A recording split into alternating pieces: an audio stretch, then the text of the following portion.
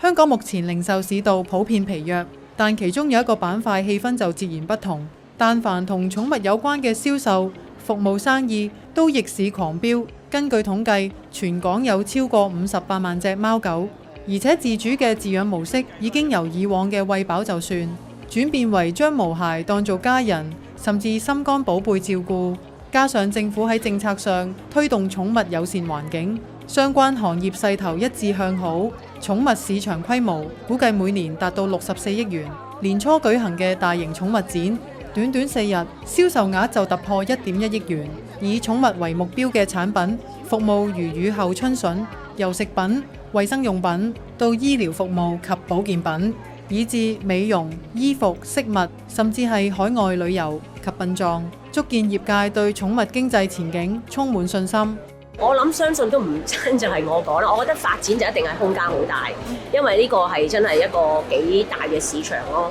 但係以我經驗咧，我自己做咗咁耐寵物行業咧，我覺得特別係今次寵物展啦，我睇到咧好多新嘅品牌進入啊，咁我見到成個市場係非常之大到不得了。仲有一樣嘢咧，就係香港人嗰個要求好高啊！而且咧，而家大部分都知道唔生小朋友啦嘛，係咪？即係嗰啲小朋友咧，就係變咗我哋嘅大毛孩咧。咁所以我覺得市場非常大，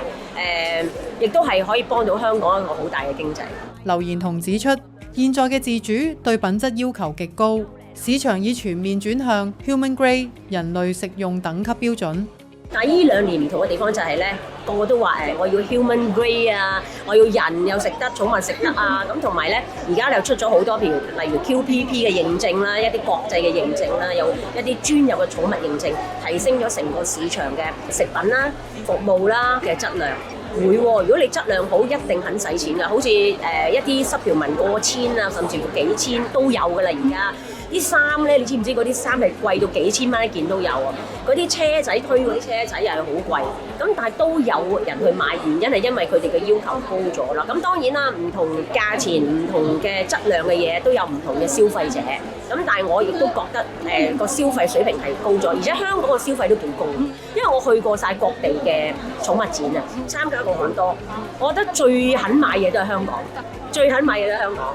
除咗吃穿，醫療同社會環境都改變緊，政府正推動寵物友善城市，包括分階段解除食肆禁狗令，業界亦有大手筆投資，例如將軍澳即將開業，佔地16000尺嘅寵物醫院，選用媲美人類醫療級別嘅先進儀器，投資總額達2000萬元，預計短時間內即可回本。寵物係我哋屋企人，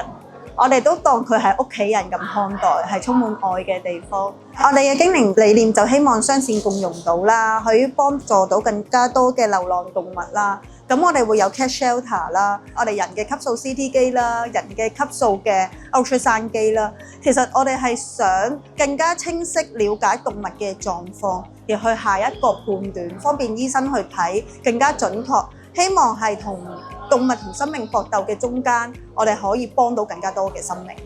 隨住社會風氣改變，寵物經濟已成為香港嘅逆市奇葩。只要能維持高品質服務，呢股由大愛驅動嘅億元商機，喺未來幾年將會繼續蓬勃發展。